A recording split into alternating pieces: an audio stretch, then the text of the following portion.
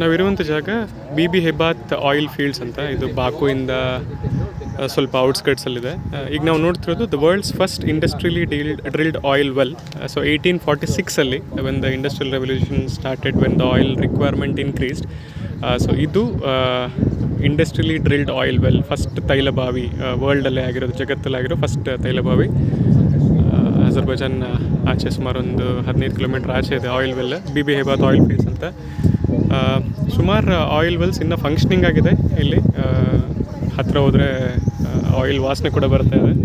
All of these are functioning oil wells. 19th ಸೆಂಚುರಿಲಿ 2/3 of world's oil demand Azerbaijan ನೀಗಿಸ್ತಾ ಇತ್ತು.